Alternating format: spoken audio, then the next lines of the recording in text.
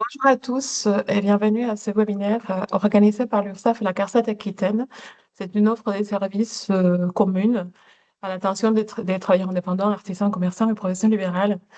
Au cours de cette conférence en ligne d'une durée d'une heure à peu près, nous allons vous présenter notre présentation portera sur le droit à l'information, à l'information retraite et on fera un focus sur les obligations déclaratives des entrepreneurs. Nous avons reçu de nombreuses questions à l'amont de ce webinaire, dont vous trouverez les réponses en cours de la présentation. Si vous avez d'autres questions, il ne faut pas hésiter à les poser dans le chat. Nous avons des collaborateurs qui restent à votre écoute pour répondre aux questions au fur et à mesure, et nos animateurs y répondront au fil de l'eau. Vous pourrez également liker les questions les plus posées et par d'autres participants. De cette manière, ça nous permettra de les choisir en premier pour y répondre. Une dernière petite consigne avant de commencer, le replay, pardon, de ce webinaire vous sera adressé directement sur vos adresses mail par newsletter et également elle sera disponible dans la chaîne YouTube de l'URSSAF Aquitaine. Euh, on attire votre attention sur les demandes individuelles concernant, elles, elles ne doivent pas être exposées comme ça à la vue de tous, mais n'hésitez pas à solliciter un rendez-vous par téléphone ou en vous connectant sur votre espace en ligne et nous y répondrons bien évidemment le plus rapidement possible pour gérer les questions individuelles. Le sommaire de cette conférence en ligne, nous aborderons deux points, notamment les obligations déclaratives, un deuxième point, mais tout d'abord, nous allons commencer par les questions pour mieux bien préparer votre départ à la retraite. Et je passe la parole à Quentin pour la présentation. Merci Loïda. Bonjour à toutes et à tous. Je me présente, je suis Quentin Boutini de la CARSAT Aquitaine. Je suis conseiller retraite et chargé d'intervention. Ma mission est de me déplacer sur le territoire pour vous renseigner au niveau des droits à la retraite. Et aujourd'hui, on aimerait faire un petit focus pour les droits au niveau des travailleurs indépendants, spécifiquement pour parler également à la population des micro-entrepreneurs. Donc, dans le cadre de la préparation de la retraite, il y a plusieurs gestes à avoir. Auparavant, et de manière assez automatique, nous avions des campagnes de courrier qui étaient envoyées sur une périodicité d'à peu près 5 ans à compter de 35 ans et qui vous donnaient automatiquement votre relevé de carrière avec les informations connues par la sécurité sociale et à partir de 55 ans aussi des estimations chiffrées de ce que votre prestation pourrait également représenter. Aujourd'hui, cette campagne va prendre fin et nous allons passer davantage sur une information disponible en fait en temps réel 24 heures sur 24, 7 jours sur 7 depuis le site internet de l'assurance retraite sur lequel je vous invite à créer un espace personnel si ce n'est pas déjà fait. Ce matin, en plus de vous parler de notre offre de service, j'aimerais quand même pouvoir faire quelques petits rappels réglementaires de la législation en vigueur. Alors oui, nous sommes au courant qu'il y a du mouvement politique et potentiellement réglementaire qui vont intervenir dans les mois à venir. Moi, j'aimerais vous préciser qu'à ce jour, je ne peux m'en tenir qu'aux informations en vigueur et que je vous invite à consulter notre site internet de l'assurance-retraite.fr pour toute évolution réglementaire pour que vous puissiez avoir un suivi.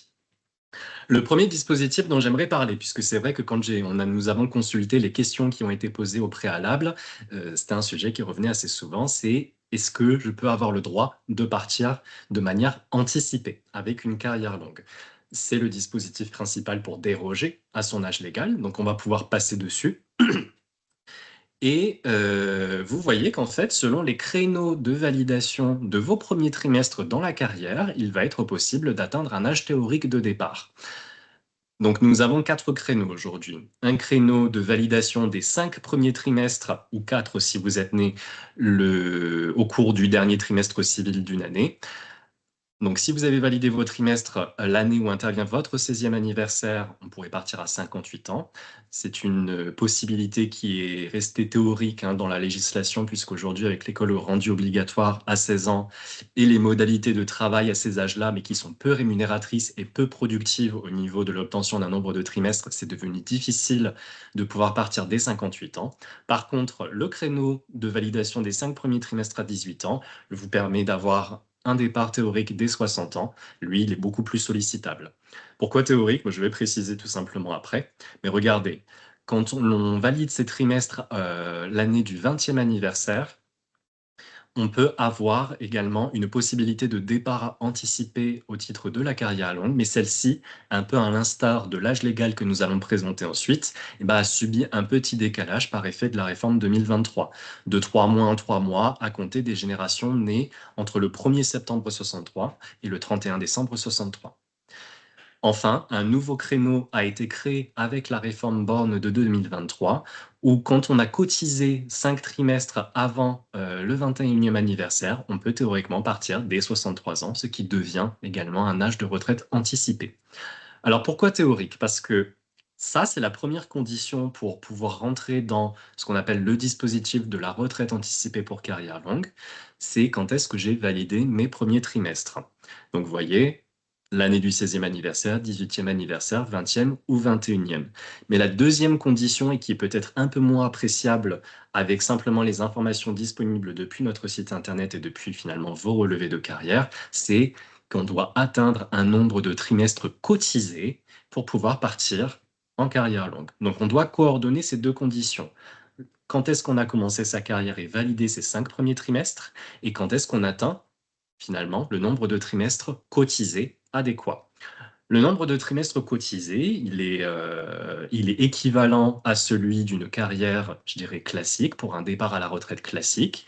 Par exemple, pour la génération 68, il est question d'avoir cotisé 172 trimestres à l'heure actuelle pour pouvoir bénéficier d'un départ en carrière longue. Et nécessairement, c'est une validation qui doit intervenir avant votre âge légal, puisque si c'est pendant ou après votre âge légal, on ne peut plus considérer ça comme une carrière longue. Je vous rassure, les départs anticipés bénéficient d'une modalité de calcul équivalente avec la retraite classique. Il n'y a pas de décote prononcée sur la pension de retraite lorsqu'elle est calculée avec une retraite anticipée pour carrière longue. Mais c'est simplement que comme on a travaillé plus jeune et qu'on a fini sa carrière, on a bouclé sa carrière plus tôt, on vous permet de partir plus tôt. Outre ce dispositif, il est quand même important de rappeler l'âge légal de départ. Bon, je sais que c'est un sujet qui va certainement être amené à évoluer si des modifications réglementaires interviennent dans les mois à suivre. Mais pour l'instant, et ça c'est le tableau de la réforme Borne de décalage de l'âge légal, vous pouvez voir que sont impactées toutes les générations à compter du 1er septembre 61, avec une incrémentation et un report progressif de l'âge légal de 3 mois en 3 mois. Ce qui nous donne finalement pour les générations 68 et après un âge légal positionné à 64 ans, avec une petite accélération du nombre de trimestres demandés, mais surtout un plafonnement à 172 trimestres. À l'heure actuelle, les générations au-delà de 1968 n'auront pas à justifier de plus de 172 trimestres pour obtenir une retraite à taux plein. Alors, pour prendre la suite, il y a également d'autres dispositifs de dérogation à l'âge légal, de l'âge légal finalement pour prendre sa retraite de manière anticipée. Il faut savoir que la CARSAT Aquitaine, le régime général de manière plus globale, s'adapte à la situation de santé. Si vous avez subi un handicap sur la majorité de votre carrière, et ce handicap doit être qualifié avec un taux d'incapacité d'au moins 50%, ce qui est généralement reconnu par la Maison des personnes handicapées, la MDPH, ou bien si on reprend l'historique à l'époque, c'était avec la Cotorep. Lorsque l'on a ce taux d'incapacité reconnu à au moins 50% et que l'on a cotisé un certain nombre de trimestres, donc en fait, c'est quand même au moins 15 ou 20 ans de carrière professionnelle avec cette reconnaissance de taux d'incapacité d'au moins 50%, on va pouvoir prétendre à un départ anticipé pour travailleurs handicapés.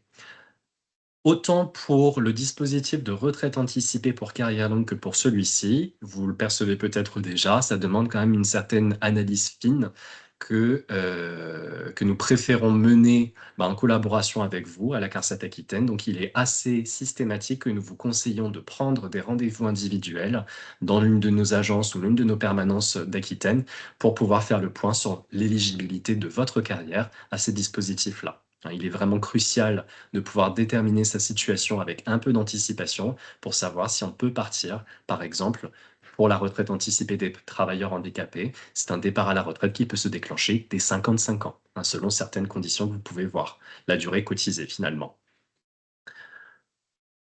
Pour la suite, il est également possible de faire valider les trimestres pour enfants. Il faut savoir qu'il y a quelques écueils qui sont assez classiques sur les carrières de tous les Français, hein. C'est notamment pour les mères de famille, l'ajout du nombre de trimestres pour les enfants, les majorations de durée d'assurance.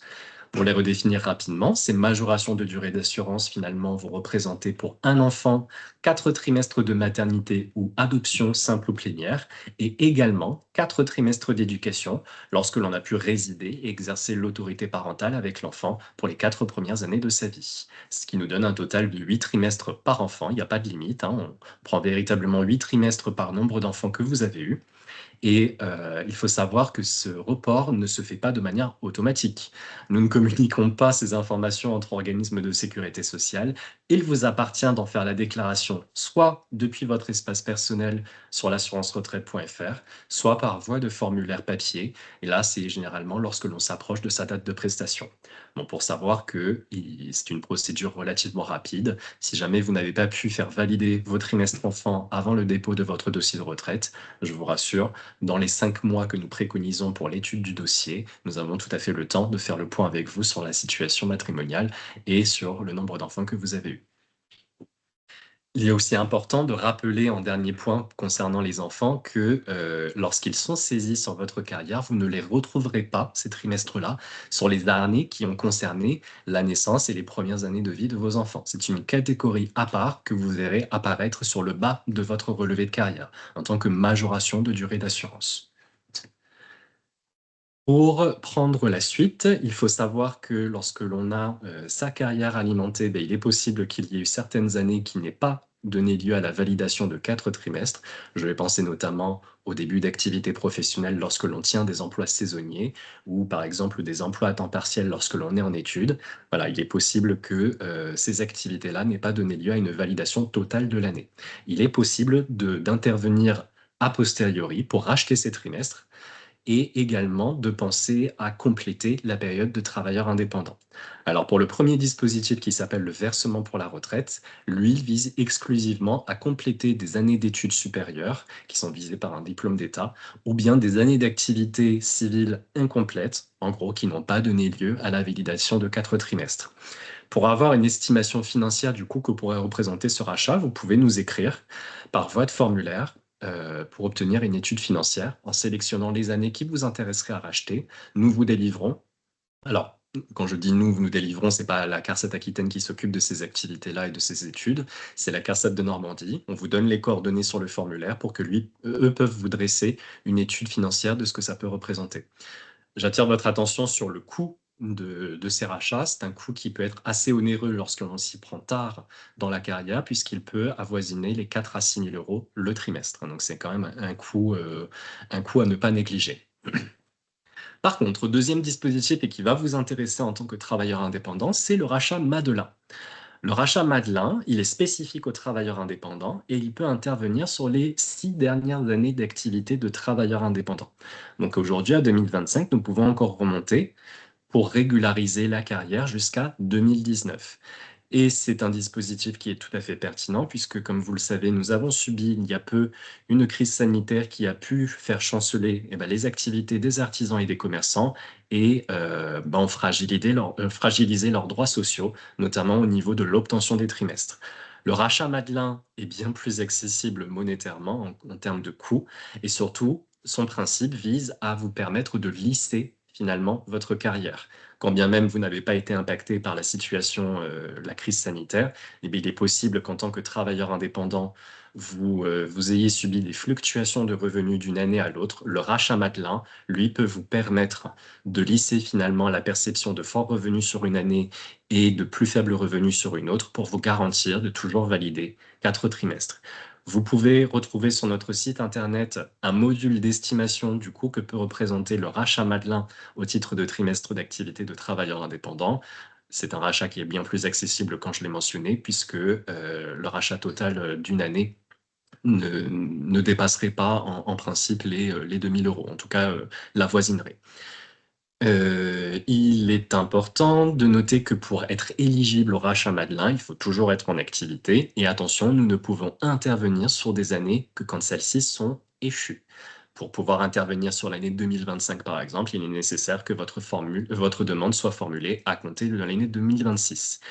Il n'y a d'ailleurs pas de limite au nombre de trimestres que vous pouvez racheter au titre de ce dispositif et vous pouvez effectuer plusieurs demandes successives de rachat pour vous assurer d'avoir le nombre de trimestres adéquat.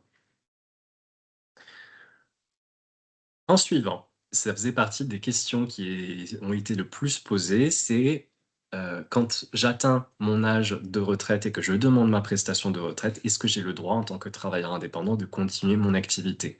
Et la réponse, je dirais simple et synthétique, c'est oui. Il est d'ailleurs important de distinguer le cas d'une cessation d'activité obligatoire pour un salarié avec l'accès au cumul emploi-retraite pour un travailleur indépendant qui ne nécessite pas de cessation d'activité. Pour les petites entreprises, il est possible que dans l'exercice de vos fonctions, finalement, vous soyez seul. Il n'est absolument pas pertinent de vous contraindre à une cessation d'activité, ce qui engendrerait des formalités d'entreprise et parfois, selon les institutions, ne sont pas gratuites. Donc pour un travailleur indépendant, il accède, je dirais, de manière automatique au cumul emploi-retraite. Quand bien même, il faut distinguer 2 cas. Il y a le cas du cumul emploi-retraite libéralisé et le cas du cumul emploi-retraite plafonné. Alors, on va prendre le plus simple en premier. Le cumul emploi-retraite libéralisé, c'est 3 conditions à remplir pour pouvoir en bénéficier. Il faut avoir demandé sa retraite à compter de son âge légal. Donc, c'est-à-dire que toutes les retraites anticipées, que ce soit pour raison de santé ou parce qu'on peut prétendre à la carrière longue, ne rentrent pas dans le cumul emploi-retraite libéralisé directement. Elles devront d'abord atteindre l'âge légal pour pouvoir bénéficier de ce cumul emploi-retraite libéralisé. Nécessairement, il est clair qu'il faut avoir une retraite à taux plein pour pouvoir bénéficier du cumul emploi-retraite libéralisé et avoir obtenu l'ensemble de ses portions, ce qui aujourd'hui se fait de manière quasi automatique. Il n'y a plus de pertinence à décaler les différentes dates de ces prestations, hormis quelques exceptions, et je vais penser notamment aux carrières militaires qui, elles, se liquident bien plus tôt. Et généralement, dès la sortie du régime militaire, lorsque l'on a au moins 15 ans d'exercice, on peut déjà bénéficier au retour dans la vie civile de sa pension militaire. Mais le cumul emploi-retraite libéralisé, en fait, vous permet tout simplement de continuer votre activité sans limite de revenus professionnels et sans impact sur votre prestation de retraite.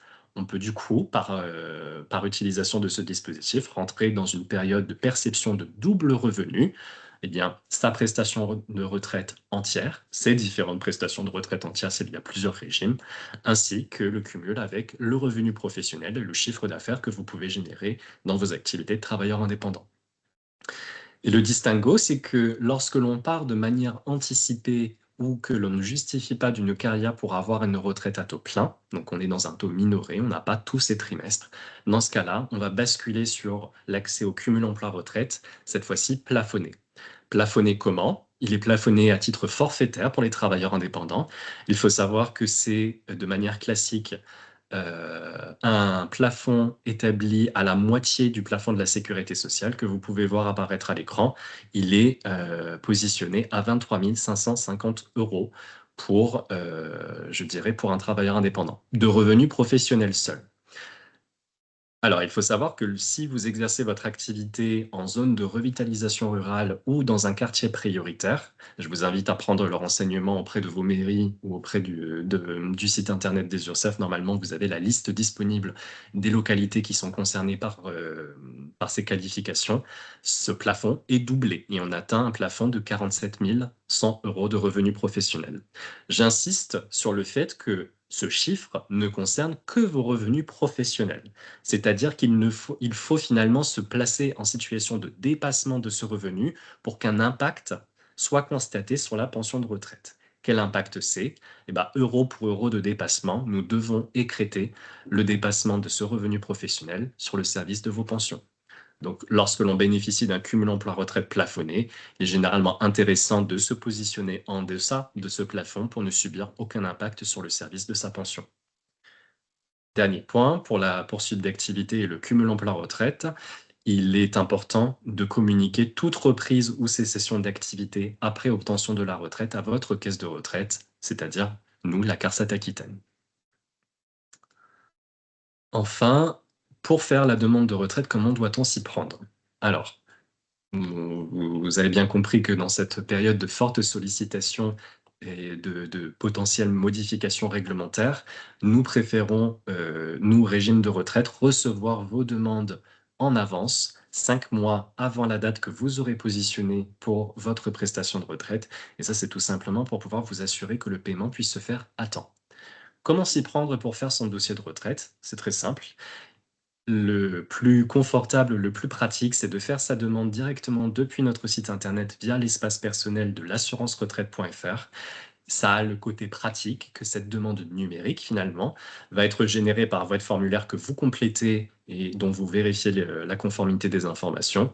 Et c'est une demande unique qui va rayonner auprès de tous les organismes qui sont concernés par vos droits à la retraite. Si malheureusement vous avez des difficultés de navigation ou l'impossibilité de déclencher votre demande de retraite depuis notre espace personnel, dans ce cas-là, je vous inviterai à faire un formulaire papier que vous pouvez également retrouver depuis le site internet ou dont vous pouvez bénéficier d'un accompagnement par rendez-vous individuel avec nos agents de la CARSAT. Et au niveau du dossier numérique, vous pouvez également obtenir un accompagnement dans les maisons France Service avec lesquelles nous avons un partenariat. Et ils sont tout à fait prêts à vous accompagner pour réaliser la demande numérique. Je pense notamment à eux si vous êtes éloigné d'une zone correctement branchée à Internet ou que tout simplement vous n'avez pas d'équipement informatique, vous pouvez tout à fait vous déplacer dans les maisons France Service pour obtenir cet accompagnement et constituer votre dossier de retraite sereinement. Lorsque nous avons reçu le courrier, nous procédons à l'étude et nous pouvons avoir des échanges par courrier, par téléphone ou par voie dématérialisée avec vous pour nous assurer que le calcul se fasse dans de bonnes conditions et avec le maximum d'informations et une carrière le plus certifiée possible. Et à terme, nous vous remettons une notification de retraite qui va définir le nombre de trimestres que vous avez justifié dans votre carrière et le montant financier qui vous sera dû chaque mois. Enfin, par la suite, nous allons répondre à quelques questions qui sont revenues assez souvent lors de la préparation de ce webinaire pour que je puisse ensuite passer la parole à Loïda. Alors, l'une des premières questions qui a été posée, c'était l'âge de prise de retraite lorsque l'on est travailleur indépendant, mais que l'on bénéficie également d'une pension de réversion. Pour un petit point rapide, la pension d'invalidité. La pension d'invalidité, c'est une prestation compensatoire qui vous est délivrée par la CPAM aujourd'hui lorsque, malheureusement, votre état de santé vous empêche de reprendre de manière complète votre activité classique. Et c'est une prestation qui vient compléter le revenu finalement que vous perdez avec l'impossibilité de reprendre votre travail à temps plein. Cette prestation a la particularité de vous permettre de partir à la retraite dès 62 ans avec un taux plein garanti, quand bien même il peut manquer quand même des trimestres sur la carrière. Pour plus d'informations, je vous invite à prendre rendez-vous avec nos services. Le traitement des dossiers de retraite personnelle en lien avec une pension d'invalidité font d'ailleurs partie de nos objectifs prioritaires, tout simplement pour vous éviter toute rupture de ressources. Autre question, nous avons la question de savoir ce qui se passe lorsque l'on a travaillé à l'étranger. Est-ce qu'on peut retenir une période accomplie à l'étranger dans l'obtention de la carrière de la retraite française? De manière globale, oui, mais attention, il faut se placer dans l'un des deux cas suivants. Si l'on a travaillé dans un pays couvert par le règlement communautaire de l'Union européenne, donc classiquement tous les pays membres de l'Union européenne en font partie, il y aura absolument transfert des droits. Donc, c'est-à-dire que nous alimenterons la période à l'étranger au niveau de votre relevé de carrière et qu'il y aura prise en compte de cette période d'activité dans le calcul de votre retraite. Je précise tout de suite que ce n'est pas de payer les cotisations que vous avez versées au régime étranger sur votre prestation de retraite, mais bien de tenir compte de la période d'activité à l'étranger. Ce qui veut dire que nous vous paierons la partie française, pour autant que le pays étranger sera tenu, dans ces conditions spécifiques, de vous payer sa partie à l'âge prévu. Il y a également le cas de l'expatriation dans un autre pays que ceux de l'Union européenne. Et là, attention, pour pouvoir garantir un transfert des droits, il faut que la France ait signé une convention bilatérale de sécurité sociale avec le pays concerné. Et dans ce cas-là, on peut également avoir une prise en compte des droits. Pour prendre un exemple, nous avons une convention de sécurité sociale avec les États-Unis. Par contre, nous n'avons pas à l'heure actuelle de convention avec la Chine. Donc, une activité aux États-Unis peut être retenue sous certaines conditions, alors qu'au niveau de la Chine, malheureusement, toute activité professionnelle pour un employeur étranger là-bas ne peut pas être retenue dans le relevé de carrière. Enfin, une dernière question avant de passer la parole aux URSSAF avec Loïda, c'est comment est-ce qu'on peut s'assurer que sa carrière soit conforme? En tant qu'indépendant, quand j'ai versé mes cotisations auprès des URSSAF, comment garantir que l'entièreté des cotisations soit bien retenue dans mon relevé de carrière et que le nombre de points de ma retraite complémentaire des travailleurs indépendants soit conforme? Et là, je n'ai pas d'autre choix que de vous inviter à prendre rendez-vous avec nos conseillers de la CARSAT, hein, donc dans les agences du Bordelais ou bien sur le territoire, par exemple en Gironde, mais dans tous les départements, vous pouvez nous retrouver pour qu'on puisse, en une demi-heure, pouvoir contrôler la conformité de vos déclarations auprès des URSSAF avec leur prise en compte sur votre relevé de carrière. Je tiens à noter que ce que vous voyez en tant que travailleur indépendant apparaître sur votre relevé de carrière est le reflet des cotisations que vous avez pu verser.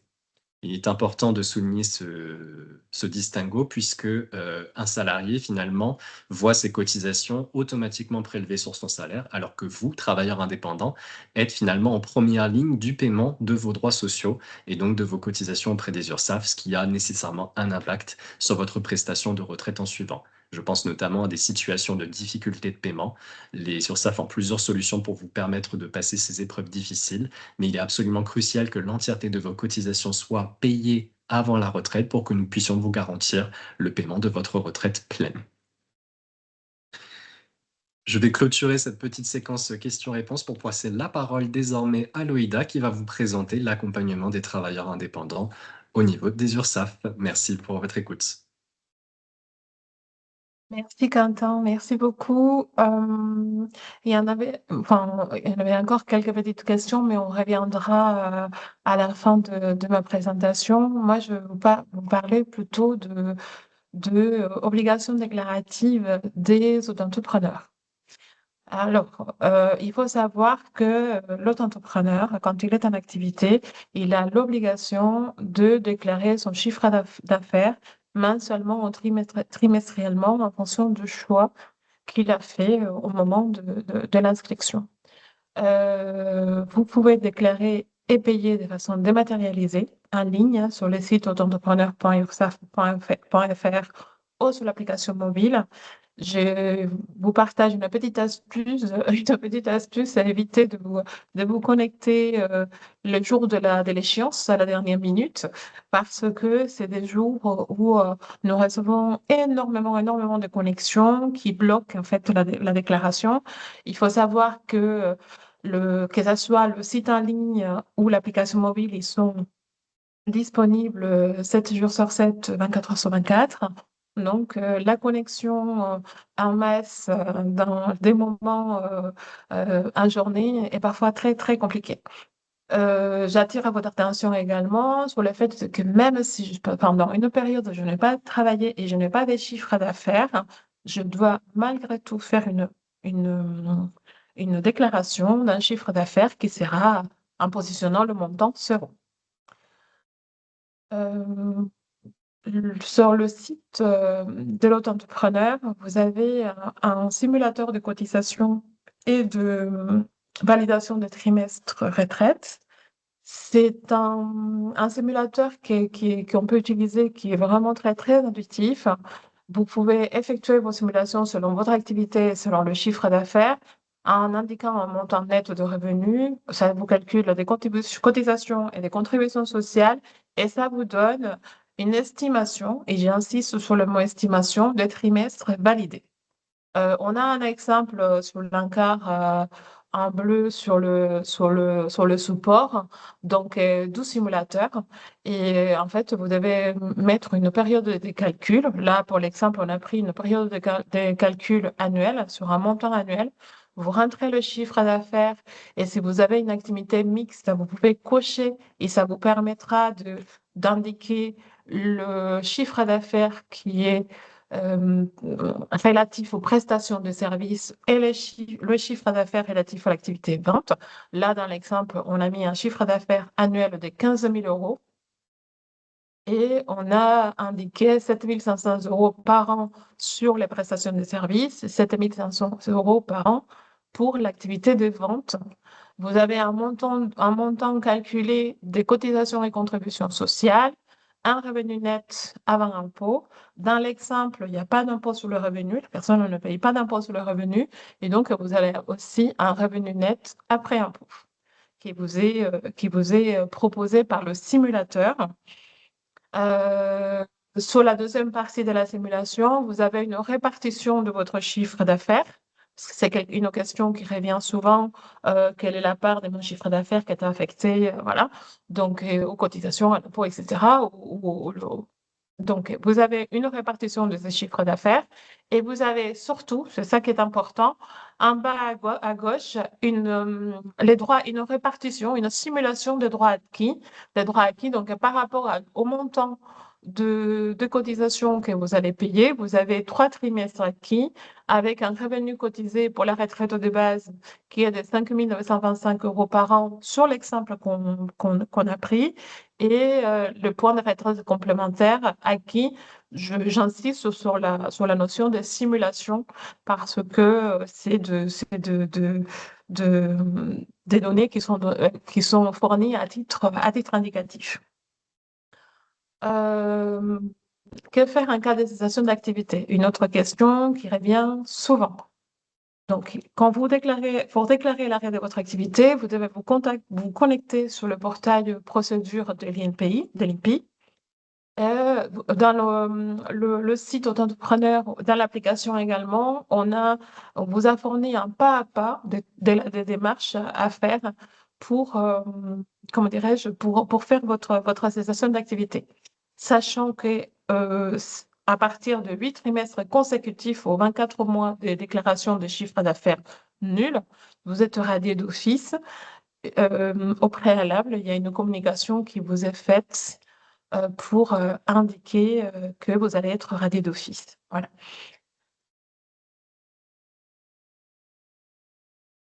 En cas de cessation d'activité, vous avez 30 jours à partir du moment où vous avez fait la déclaration dans le site de l'INPI. Vous avez 30 jours pour déclarer vos derniers chiffres d'affaires, les cas échéants, régler vos cotisations sur l'espace en ligne auto-entrepreneur.orsaf.fr ou sur l'application mobile. De la même manière, ce qui est important de vous indiquer aussi, c'est qu'en termes de protection maladie, de protection vos droits en cas de cessation, la CPM vous garantit une couverture santé continue. Il n'y a pas de démarche à réaliser auprès des CPAM, mais en tout cas, vous pouvez poser des questions auprès de la CPM et de votre lieu de résidence pour la part assurance maladie, mais vos droits ne sont pas interrompus.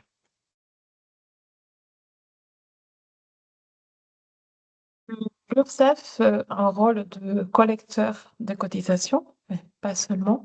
Il a aussi un dispositif d'accompagnement et d'aide pour les cotisants en difficulté. C'est un dispositif qui peut prendre en charge toute ou partie des cotisations et contributions sociales personnelles en cas de difficultés particulières de trésorerie. La demande à ce fait via un formulaire qui est disponible sur le site asecu-indépendant.fr, la rubrique Action sociale, et il est accompagné des pièces justificatives telles que le, l'avis d'imposition et tout justificatif qui puisse attester des difficultés de trésorerie ou des difficultés personnelles que le travailleur indépendant rencontre. Voilà. Alors, j'attire l'attention aussi sur le fait que les aides à de l'action sociale ne sont pas ni automatiques ni systématiquement accordées. Il y a une commission qui est composée d'artisans et commerçants comme vous euh, qui s'est réunie, et professeur libéral aussi, pardon, qui s'est réunie et qui va statuer en fonction d'un dossier qui est anonymisé, dans lequel on va en fait prendre en compte la situation de l'usager, de travailleurs indépendants, et la commission statue sur un accord total ou partiel ou un rejet de la demande. Euh, les principaux critères d'éligibilité pour l'aide aux cotisants en difficulté, on en a euh, conditions, trois critères, pardon, d'éligibilité.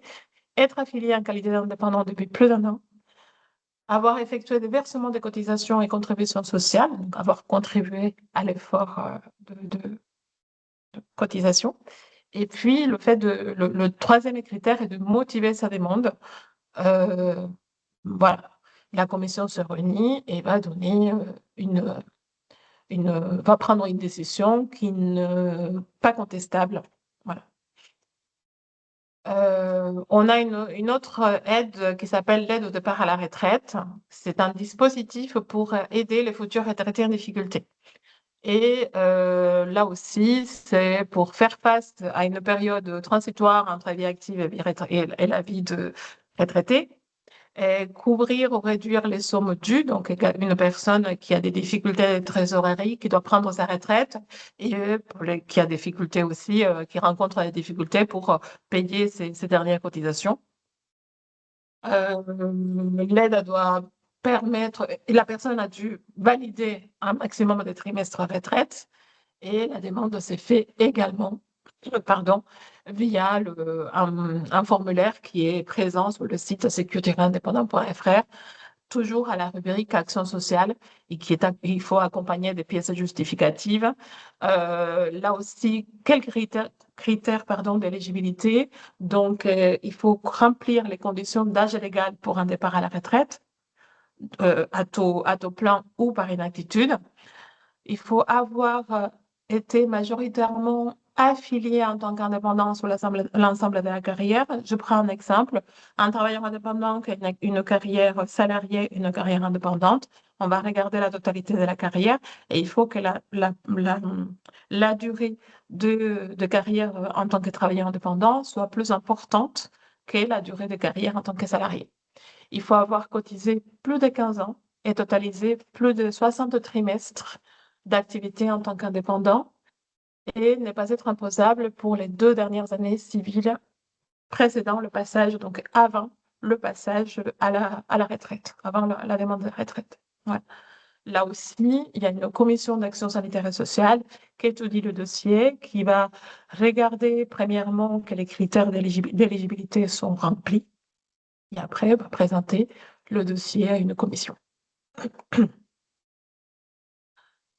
Le cas particulier donc de la période d'ACRE, c'est une autre question qui revient souvent de la part d'autres entrepreneurs. L'ACRE est une exonération temporaire des cotisations sociales en début d'activité. Euh, sur la carrière, donc l'année où vous avez bénéficié de l'ACRE détermine sa prise en compte. Donc avant 2007, on validait des trimestres chômage en fonction du régime d'affiliation sous quelques conditions. Après 2007, on prend en compte le revenu exonéré sur le revenu annuel. Voilà. Ça, c'est quelque chose à rappeler au moment de rendez-vous de préparation à la retraite. À quel moment j'ai commencé mon activité, quand est-ce que je bénéficiais, si je bénéficiais d'une période d'exonération telle qu'est l'ACRE, pour que la prise en compte se fasse sur une de ces deux formes. Euh, Toutes ces informations et les simulations sont disponibles, en tout cas concernant l'URSSAF, sur le site ursaf.fr, l'auto-entrepreneur.ursaf.fr, au sécu-indépendant.fr pour les aides sociales dont je viens de parler. Mais sinon, vous avez tous les organismes de sécurité sociale, pardon, à portée d'un clic. Également, avant de passer sur la partie questions-réponses, je attire votre attention sur le questionnaire de satisfaction que notre producteur va glisser dans la bulle de discussion. Nous vous remercions par avance de le compléter et de nous aider ainsi à améliorer nos interventions. N'hésitez pas aussi à compléter de sujets que vous souhaiteriez voir abordés sur ce format. Et nous allons prendre des questions d'ordre général également, en commençant par le plus liké. Je pense que vous avez dû Je me remets là. Je me remets dans les questions.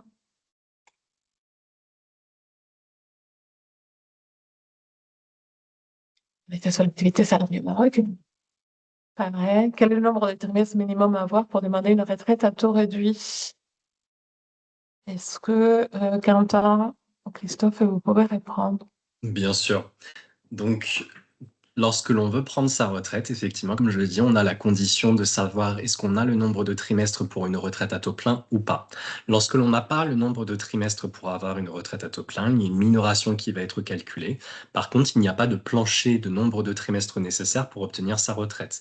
C'est-à-dire que même pour un trimestre, il y a un droit calculable auprès de votre régime de sécurité sociale, de votre régime de retraite. Et dès un trimestre, on peut vous procurer un calcul de retraite. Il y a bien droit à prestation. J'avais relevé quelques autres petites On a une questions. autre question, Quentin. Si tu me permets, bonjour. Oui. Lorsque dans une carrière, on a successivement été salarié puis entrepreneur individuel, à quel organisme doit-on s'adresser à la fois pour obtenir des informations personnalisées et et faire sa demande de retraite? Ça nous demande Anne, si on peut lui répondre. Et ben pour ça, Loïda, c'est très simple, puisque depuis 2020, ce qui était anciennement le régime social des indépendants a été intégré dans le régime général des salariés. Donc, vous n'avez uniquement qu'à vous adresser à l'assurance retraite pour obtenir des informations à la fois sur votre carrière de salarié et votre carrière de travailleur indépendant. Pour toutes les démarches et pour obtenir des conseils, hein, je vois que ça a été mentionné un certain nombre de fois dans le fil de conversation. On vous conseille absolument de faire un point via l'obtention d'un rendez-vous conseil que vous pouvez déclencher directement depuis votre espace personnel ou bien en téléphonant au 3960. Attends, j'ai encore une question sur la retraite, visiblement. Il y a beaucoup de questions, mais c'est très Oui. bien, c'est le jet de cette action. Pour le complément retraite, elle nous demande Bernard, cumul emploi-retraite après avoir fait une cessation d'activité auprès de l'URSSAF. Faut-il cocher la case de départ à la retraite pour ensuite faire la démarche auprès de la CARSAT? Alors, donc, Ouais, pour bien vas-y. préciser, il s'agit d'un dispositif qui a été créé avec la réforme de 2023. Classiquement, auparavant, lorsque nous prenions notre retraite, nous procédions, nous en tant qu'institution, à ce qu'on appelle un arrêt de compte, c'est-à-dire que toutes les cotisations qui pouvaient intervenir après par poursuite d'activité n'étaient plus productives de droit et ne seraient pas retenues sur la pension initialement calculée. Depuis 2023, le système a évolué puisque, en tant que travailleur indépendant, on peut poursuivre une activité et s'ouvrir, sous certaines conditions, une deuxième carrière au terme de laquelle nous pouvons calculer, non pas une révision de votre pension déjà mise en service, mais un nouveau complément de pension. Pour pouvoir prétendre à ce complément de pension, attention, quelques petites conditions. Il faut avoir une activité d'au moins 6 mois, hein, par rapport à l'obtention de la première pension et la poursuite d'activité. Et après, il est nécessaire d'en faire la demande par voie de formulaire directement auprès de votre CARSAT. Aujourd'hui, je crois que le plus simple, c'est de vous procurer le formulaire de droit personnel retraite après cumul emploi-retraite, directement depuis notre espace formulaire. Vous pouvez récupérer ce formulaire et nous l'adresser. Donc, en termes de déclaration de cessation d'activité, je ne sais pas s'il est forcément nécessaire de mentionner que vous cessez votre activité dans le cadre d'obtenir une deuxième pension. En tout cas, le plus important, c'est bien de déclencher votre démarche auprès de l'organisme. Il n'y a pas de transmission automatique entre vos déclarations et votre formalité d'entreprise et l'organisme de sécurité sociale. Encore une fois, hein, si vous êtes perdu lors de cette démarche, on vous invite absolument à prendre rendez-vous avec nos services pour qu'on puisse vous aiguiller là-dessus. Merci, Quentin. On a une question de Laurence. Vous n'avez pas parlé de chiffre d'affaires minimum pour bénéficier des quatre trimestres. Pouvez-vous préciser, s'il vous plaît? Euh, le sujet est vaste. Oui, alors le sujet est très vaste. Donc, l'OIDA vous a présenté en début des informations des URSSAF un simulateur dont l'utilisation aujourd'hui vous est fortement recommandée pour déterminer le nombre de trimestres qu'un chiffre d'affaires donné peut vous procurer sur une année, car l'auto-entrepreneur, le micro-entrepreneur, a une particularité. C'est qu'au niveau de ses déclarations, il va rentrer dans une des trois catégories suivantes. Il va déclarer des bénéfices industriels et commerciaux en tant que prestation de service, des bénéfices non commerciaux pour également de la prestation de service, ou alors il va faire exclusivement de la vente. Et par rapport à ces activités, en fait, il y a un abattement qui doit être appliqué sur le chiffre d'affaires avant réintégration de ce qu'on appelle un revenu reconstitué sur votre relevé de carrière. Et c'est notamment ce chiffre-là de revenu reconstitué qui va vous garantir un certain nombre de trimestres. Pour rendre l'information, je dirais, le plus lisible possible, moi, je ne peux pas aujourd'hui vous communiquer de tableau de chiffre d'affaires minimum à réaliser, mais en naviguant, comme je vous ai dit, sur le simulateur, vous pouvez apprécier, mettre simplement le chiffre d'affaires que vous réalisez année après année, ce qu'il peut vous rapporter en nombre de trimestres. Donc, c'est vraiment crucial aujourd'hui pour un micro-entrepreneur qui veut avoir de la visibilité sur sa carrière d'utiliser ce simulateur. Bien évidemment, si vous avez des difficultés de manipulation sur ce simulateur-là, c'est un exercice qu'on peut réaliser avec vous, encore une fois, lors d'un rendez-vous individuel avec un agent de la CARSAT. Merci Quentin. Je vais conseiller la même chose à Laurent qui nous demande s'il peut, en nous donnant quelques éléments personnels sur le nombre de trimestres et son âge, il nous demande s'il peut cumuler retraite pleine et entreprise individuelle. Je comprends en indiquant EI. Je pense que le cumul emploi-retraite est possible. Après, il convient de faire le point de manière individuelle avec nos conseillers pour savoir s'il s'agit de plafonner ou autre chose. Donc, voilà, je vois que Sylvie a déjà apporté une réponse, mais effectivement, il faudrait ce que je peux vous conseiller, c'est de faire évaluer la situation de manière un peu plus, voilà, un peu plus fine dans un entretien individuel. Euh, je pense qu'on arrive un peu.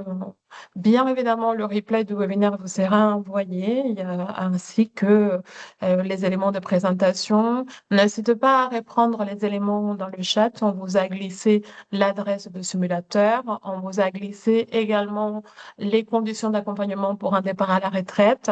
Et on vous a glissé également le questionnaire de satisfaction que nous vous remercions de compléter.